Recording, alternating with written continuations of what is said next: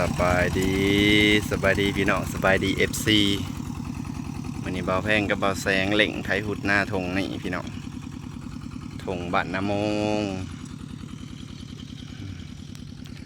ไทยไฮใหญ่พี่น้องเอ้ยจังสิออกไปไทยทงพุ่นต่ออีก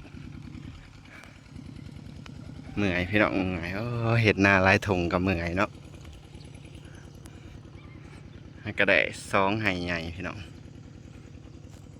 ไฮที่3เบาแสงเด้อพี่น้องเดินมาไทยหน้าซอยเบาแพงนี่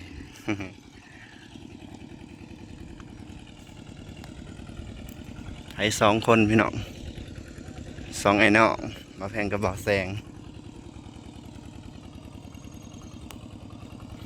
มื้อนี้สิไทยให้ใหญ่ให้มันแล้วเบิดพี่น้องเอ้ยไทยหน้าให้ใหญ่ให้มันแล้ว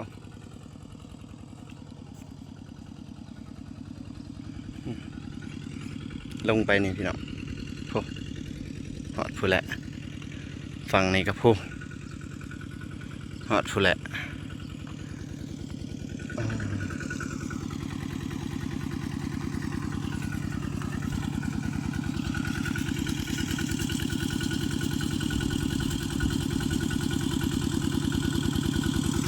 หน้าแคมทางแหละพี่น้อง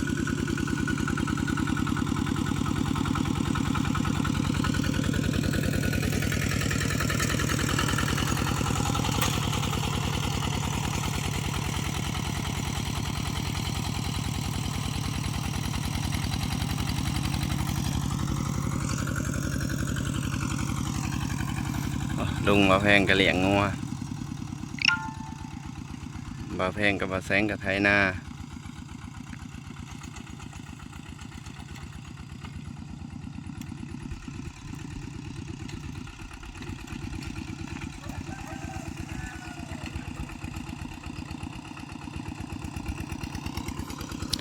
จะหน่อยกระดำเลยพี่น้องเอ้ยนี่ทงนี้ดำเบิดทงพี่น้องทงนะดำน้ำหยอดน้ำ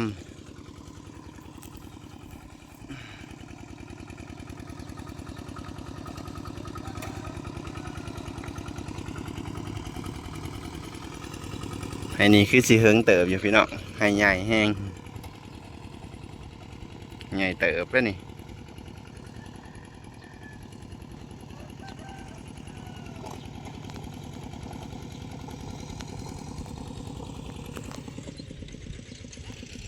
ลงบ่แพงเลี้ยงงัวใหญ่งัว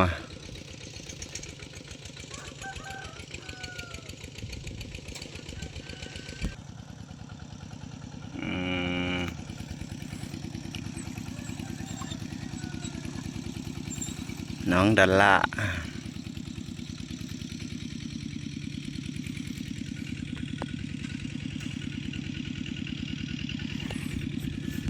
เห็นยังอีกควัดอีกเลย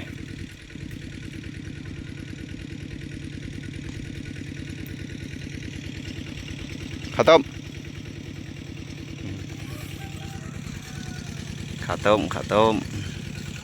สีงามเลยข้าวต้ม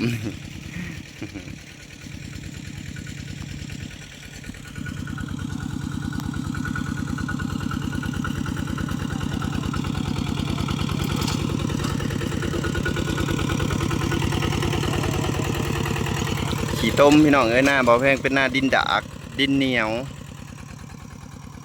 โอ้ติดมีน้ำแน่บ่มีน้ำแน่อยากติดพี่น้องไก่แล้วพี่น้องไก่แล้วไก่สีแล้วนะให้ใหญ่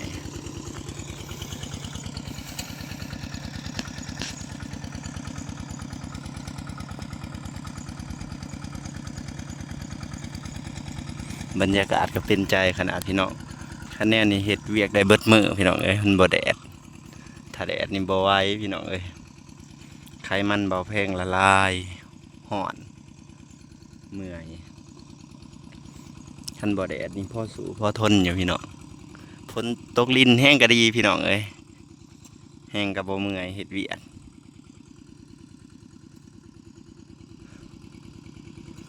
มื้อนี้ถือว่าเกือบแล้วพุ่นแหละพี่น้อง แล้วหน้าให้ใหญ่นี่ก็ลงไปนี่ก็มีแต่หน้าให้น้อยๆพี่น้องเอ้ย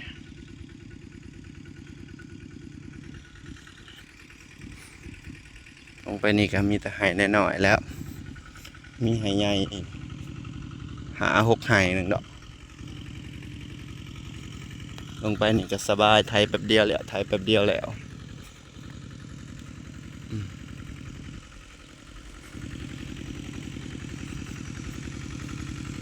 ทั้งผูแล้วพี่น้องทางลุมฝั่งน้อง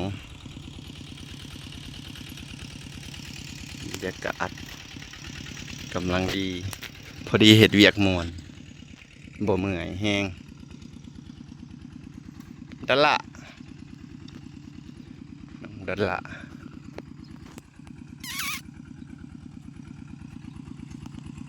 ดันละ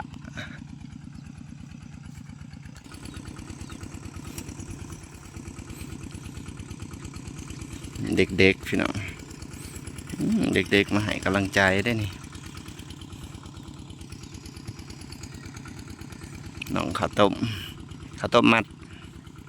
ปลาย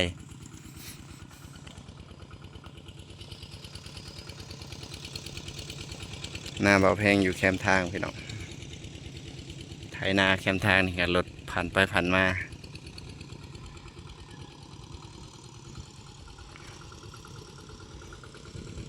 ไถนาหุดไหวพี่น้องจะหน่อยเบาแพงกระดำหน้าทงนั้นมันสิบ่มีเวลามาไถเนาะจะหน่อยก็ได้ฮุบรถไถไปทงนั่นอีกมันหลายทางพี่น้องเลยก็เลยไถให้มันแล้วซะปกติถ้าบ่เฮ็ดหลายทงกับก่อนสิดำกับไถไว้ประมาณอาทิตย์หนึ่งพี่น้องมันจังพอดีหญ้าตายเนาะอันนี้ไถไว้โดนหญ้ามันสิเกิดพี่น้องเลย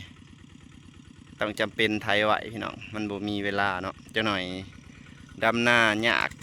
จักสิแลนไถหุดจักสิไถหน้าทงนั่นพี่น้องเลยเฮ็ด2 ทง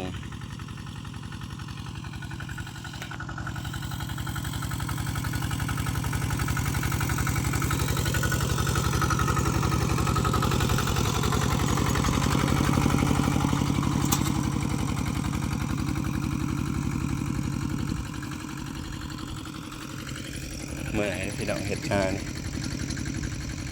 เมื่อยแห้ง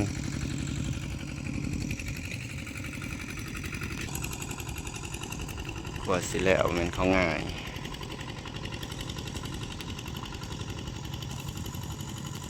เปลี่ยนที่กันพี่น้องเปลี่ยนที่กันไถสิแล้วพี่น้องให้ใหญ่สิแล้วบัดนี้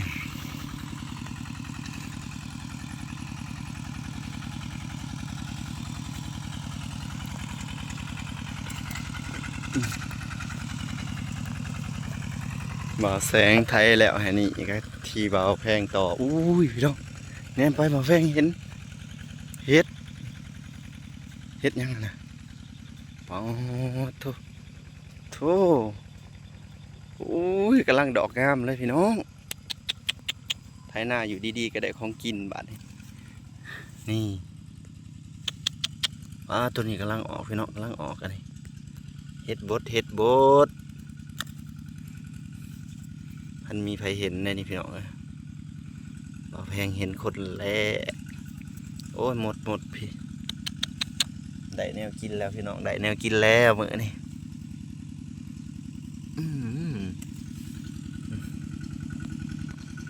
เห็ดบดพี่น้อง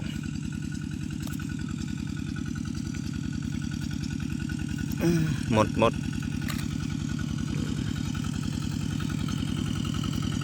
อันนี้มาแพงสิปกไว้พี่น้องปกไว้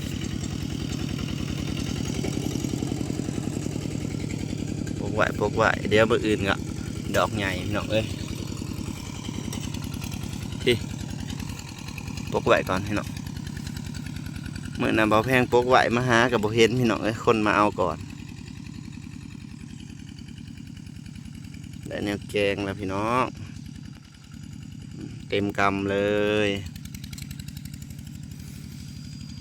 อยู่ในตอจิกในหน้าบ่าวแพงเองโอเคพี่น้องมาหอนบ่าวแพงสิขอปิดคลิปตัวนี้พี่น้องเด้อฝากกดไลค์กดแชร์ เป็นกำลังใจให้บ่าวแพงกับบ่าวแสงนะพี่น้องสบายดีสบายดีเบิดสุขุสุคนได้แนวแกงแล้วมื้อนี้ได้เฮ็ดบด